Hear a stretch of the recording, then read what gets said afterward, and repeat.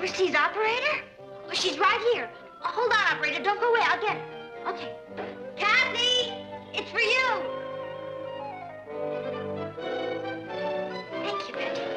It's your father in Paris. Hello? This is Kathy Lane. Hello, Father. I'm wonderful. How are you? I miss you, too. Aunt Natalie and Uncle Martin are treating me wonderfully. They're fattening me up. You, too. Here's Patty. Hi, Uncle Kenneth. You should see Kathy. I'm making a real swinger out of her. Here's Mom. Love ya. It's Uncle Kenneth in Paris. Hello, Kenneth. Oh, everything is fine here. Kathy looks wonderful. I hope you can come and visit us soon. Here's Ross. Goodbye. Hi, Uncle Kenneth. Did you hear the funny story about the Write man it to him, son. I'll write it to you. Say hello to the Eiffel Tower for me. Bye. I was talking to France. Oh, boy. Hello, Kat. This is a pleasant surprise. How's my favorite foreign correspondent? I'm fine. Martin, how's Kathy? She's wonderful. She and Patty are confusing the whole neighborhood. Reminds me of our youth. The twins bit all over again. Oh, by the way, Aunt Pauline just paid me a visit. You poor devil. She's on her way to see you. What? I just put her on a jet for New York this morning. She's stopping off at your house tonight for dinner. I thought you'd like to know. Thanks a lot. Aunt Pauline is going to have dinner here tonight. You may not find the old girl in a very good mood. We had our annual argument just before she left. Let me talk to Kathy again. Goodbye, Ken. And here's Kathy. Daddy? I just wanted to say goodbye, Kit Kat. I loved your story from Yugoslavia. Hurry up and finish school and get back over here. I miss you like the devil. I miss you, Ted, more than you miss me. Goodbye, Kit Kat. I love you. I love you, too. Bye, Daddy. I wonder what time Aunt Pauline's arriving. Father has talked a great deal about Aunt Pauline, but I haven't seen her since I was a little girl.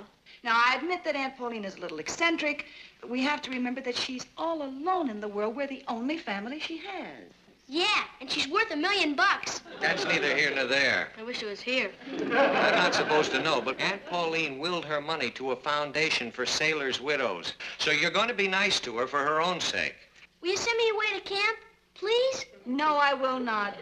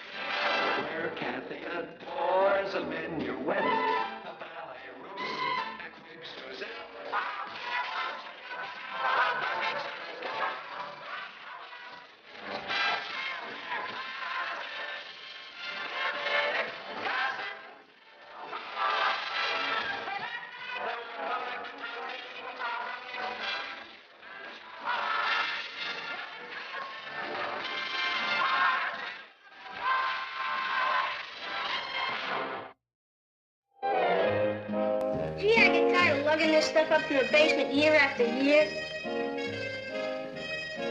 It makes Aunt Pauline happy to see the presents she gave us. Then why do we put them back in the basement when she goes? Do you want to live with it? I live with you. It certainly is ugly, isn't it? Don't let Aunt Pauline hear you say that. She sculpted it herself. Out of old peanut butter, I think. I know. You're not allowed to criticize her. Sometimes she gets me so mad. I just hope I don't lose my temper. You better not, young lady. Okay. Father and I used to have a code. If either of us started to lose his temper, we'd say it's tea time. T is for temper. Cuckoo. It's quite effective. It's about the same as counting to 10. Got it. It's tea time. It's tea time. She's here. Got it. Here, up at this, behind the couch. Crazy.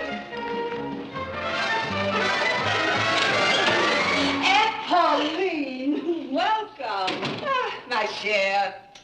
You look lovely. You've gained weight. Where are the petite ones? There they are, the little loves. Ah, Patty. Aunt Pauline? Ross. My, you've grown. Yeah, thanks. And this must be little Kathy. Très jolie. Hello, Aunt Pauline. You know, the resemblance is really remarkable. Of course, even as a child, Patty was a little prettier. Other than that, one could hardly tell them apart. Oh, charming. One forgets what a teeny little house it really is. Oh. Charming. Oh, my luggage.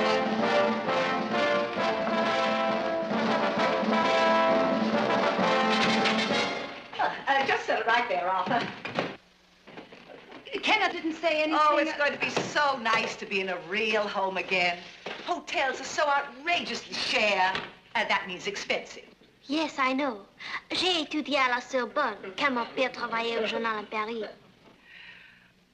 I loathe show-offs. I'm afraid with all that luggage, I'll have to have the large bedroom. I hate to put you and Martin out, dear. Oh, don't worry about it. We'll move into the girls' bedroom. And we can move to a hotel. You'll move into Ross's room. And I'll go to camp. You'll sleep on the sofa. That's all, thank you, Arthur. Shoo. This is Ding Ding, isn't she, dear? She's lovely. Isn't she sweet? I got her in Antibes. That's north of Nice. Isn't it south of Nice? You dear child. You really are quite a lot like your father. I'm afraid for you to put her down. I'm a little bit worried about Tiger. Tiger. Oh, get that beast out of here. He lives here. Don't tell him to get out of here. Tea time. Put Tiger on the patio. We'll figure out something. Come on, Tiger. Come on. Be a good boy. Tiger. Oh, hello, viens, chouchou. Don't be afraid, darling. Your mummy will take care of you. Now, children, go quickly, quickly. Get your presents. They're all marked. They all have your names on them. Go along. Oh, come, my love. Yes. Now, here's a good place, little Ding Ding. There we are. Yes. Of course, it's not what you're accustomed to, darling, but you'll be all right. Oh, my lovely statue. Oh, I'm so glad you appreciate the beautiful presents I brought you. Well, come along, children. Come on, open your presents.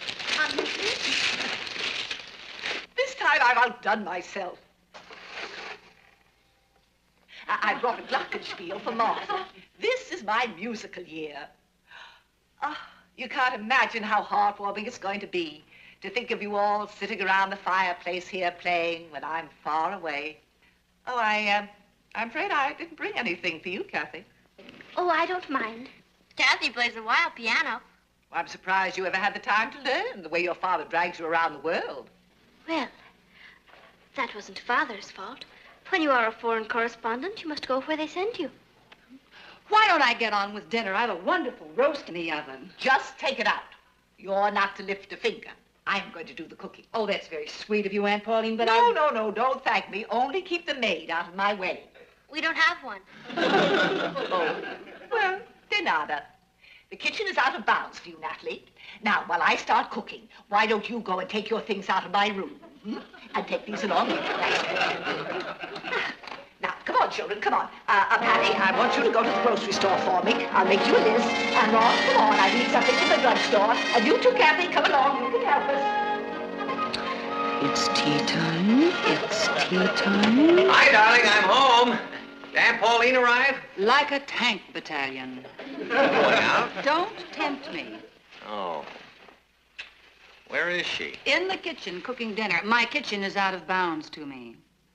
Aunt Pauline is cooking dinner? She insisted. Do you know, that's rather sweet, really. She's starved for a home of her own, so she's trying to make this her home. She's doing a bang-up job. Our bedroom is out of bounds, too. What? She's in, we're out. You mean she's moved in here? That's right. Oh, now, wait a minute. If she thinks she can come in here... Martin, you said it yourself. Aunt Pauline doesn't have a home of her own. We're all the family she has. We can't be mean to her. Ah, Martin. Hello, Aunt Pauline. I'm sorry I wasn't here to meet you. Oh, well, I assumed you were detained on urgent business. Well, yes, as a matter of fact, You're thin. Natalie isn't feeding you properly. Oh, of course she... Well, I'll take care of that. I've always been a wonderful cook. But on this last trip to France, I realized that I knew nothing. Rien. Wait until you taste this dinner. I'm ready. I'm starved.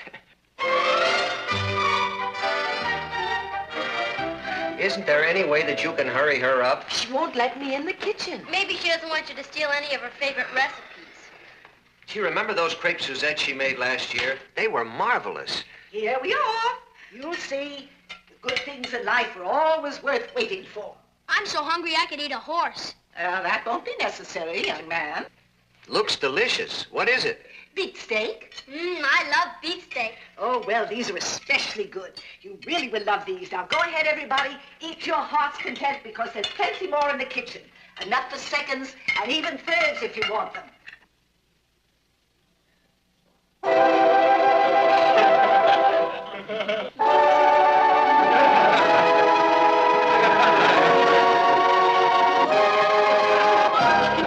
did you say this was? Beet steak. Beefsteak. Yes. Isn't it delicious? And for dessert, I'm making a walnut souffle. Come along, come along.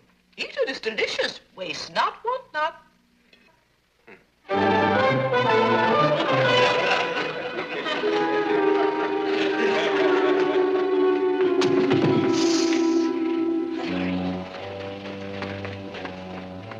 Hurry up, Natalie. I'm beginning to fade away. Yes, so am I. Hi.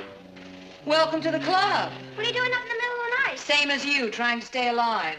Hello, Tiger. Good boy. Has he been fed? Yes, don't tell Aunt Pauline, but we gave him some non-vegetarian dog food. This is ridiculous. I'm starving to death in my own home. Darling, what would you like? Food. Glorious food. I think I'll start with lamb chops and work up. I want a hamburger. I'd like some sausages. That's what I want. Lamb chops, hamburger, and sausages. Oh, it's you. I thought perhaps it was a burglar and I hurried right down. Aunt Pauline. Uh-huh. I caught you. I knew you'd want some more of my beef steak. Remember, I told you there was enough for seconds and even thirds? Come along, everybody. We'll sit down and have a delicious midnight feast. And some tea.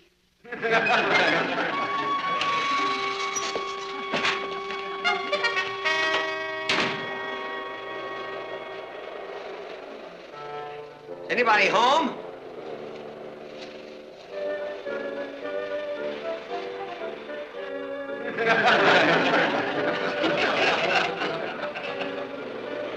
What's going on here? An Eskimo convention? It's freezing in here. No use closing the windows. Aunt Pauline will just open them again. She learned it from a doctor in Newfoundland. They never catch colds up there. Well, then let her go to Newfoundland. This is ridiculous.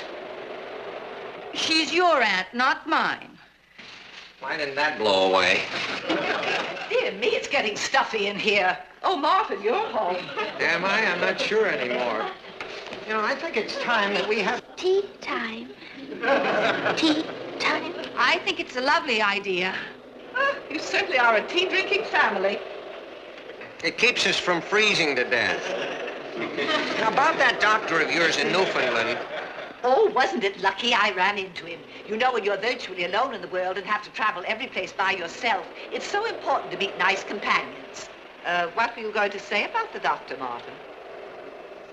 Oh, just that his cold theory sounds interesting. Oh, I knew you'd think so. Ah, there, that's better. Wakes up the lung sacs. I have the most wonderful idea for tonight after dinner. We are going to have a musical. I'm sorry, Aunt Paulina. I have this date with Richard, and I have some work to do. And I have some mending to do. I have this editorial to write. And I have to go to camp.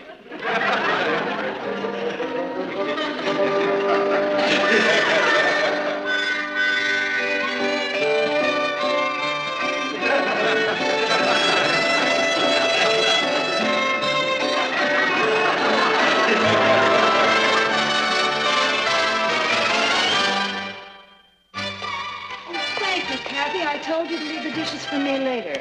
Oh, there weren't very many, Aunt Natalie. I'm going out shopping. What would you like for dinner? Carrot steak or spinach pie?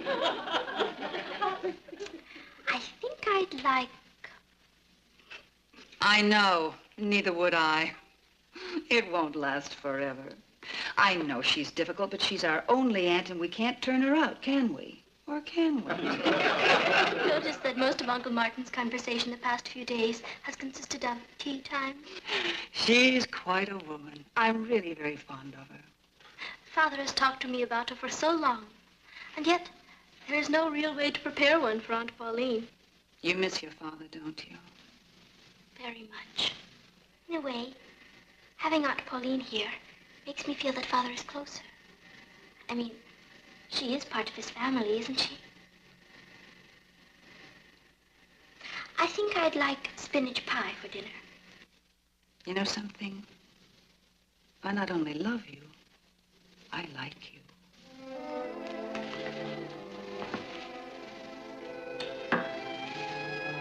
I'm glad.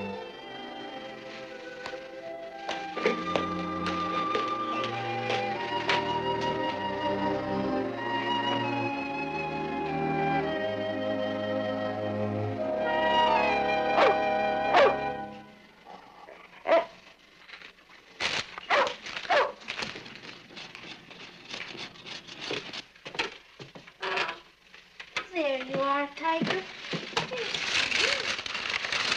There you are. That's very unsanitary, Kathy. Dogs can give you hydrophobia. Oh, not Tiger. He's a sweet dog. He would never hurt anyone. You're an argumentative child, aren't you? I don't mean to be Aunt Pauline. I'm sure you don't. It's just the way you've been brought up. Or should I say the way you haven't been brought up? I didn't mean to be rude. The one thing I will not tolerate is insolence. But knowing your father, I'm not surprised. I think it's disgraceful the way you've been reared, dragged around the world like some nomad without any home or roots. That wasn't Father's fault. When Mother died, he wanted me with him. And I wanted to be with him. Well, that's no way for a young girl to live, hobnobbing with those ruffian newspaper men. They're not ruffians. They're very nice. I think I know a little more about it than you do. Father and I have always been very close. It was terribly difficult for him to decide to send me here to live while he's traveling so much. Well, he had no alternative. It's very inconvenient for an attractive widower to have a teenage daughter around. That's a horrible thing to say. Well, I'm a woman of the world, and your father always was a mouton noir, a black sheep. Because he won't kowtow to you? My father is the finest man I've ever known. Old moneybags. Old money bags? That's what he calls you. He says you have a money bag for a heart and tinsel for a brain. I'm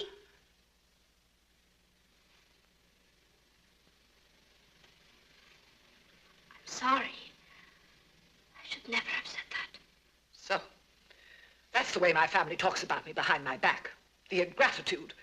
Well, I shan't impose on any of you any longer. Oh, no, Aunt Pauline. I'm terribly sorry. You can tell Martin to send my things to the Hotel Mallory. But...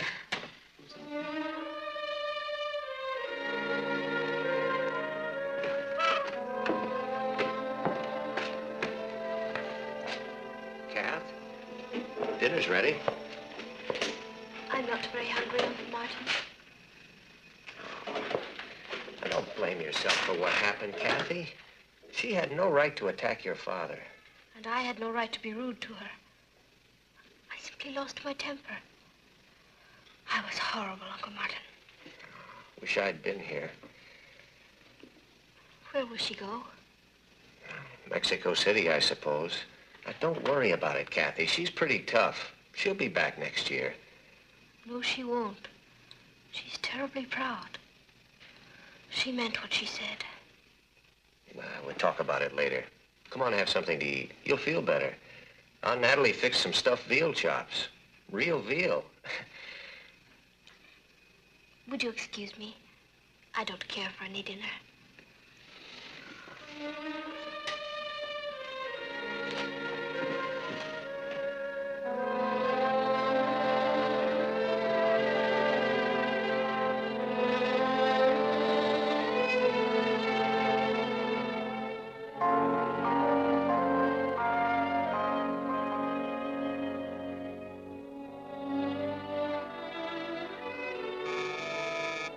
There you are, Ding Ding. There's your dinner now. Come in.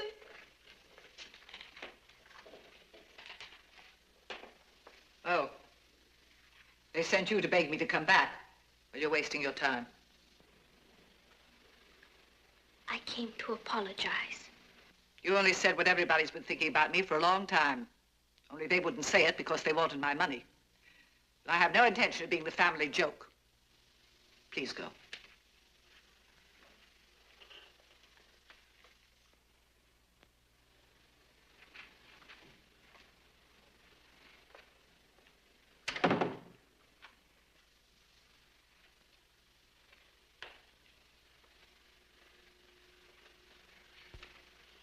You're wrong, Aunt Pauline.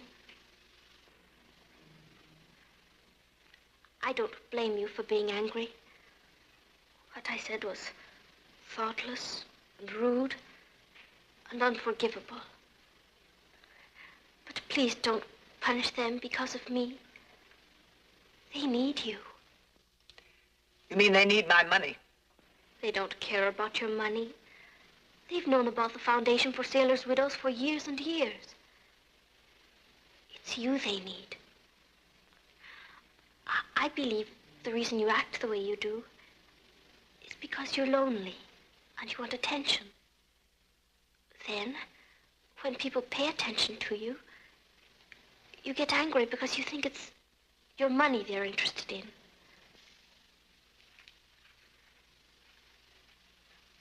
You're not the easiest aunt in the world, but you're all we have. We love you, and we need you, and you need us. Won't you forgive me?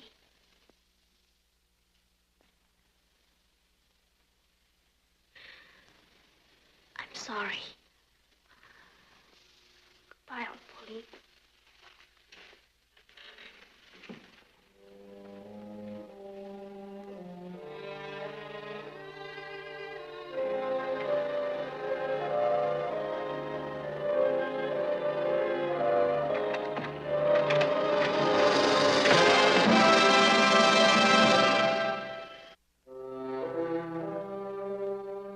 Things sure are quiet around here without Aunt Pauline.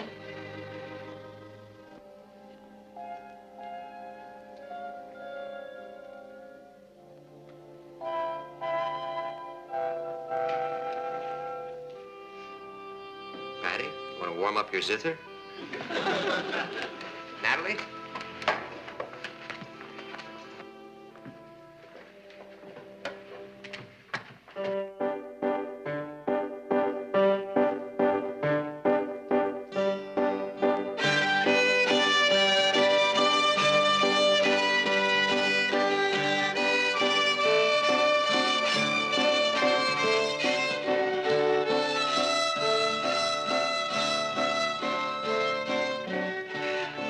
That's terrible. What's the matter with all of you? Where's the rhythm? You have no sense of rhythm.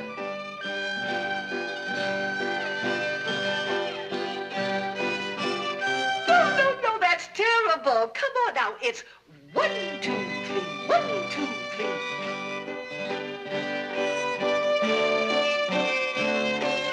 Candy child, what's the matter with you? Don't you know the difference between a B and a G flat?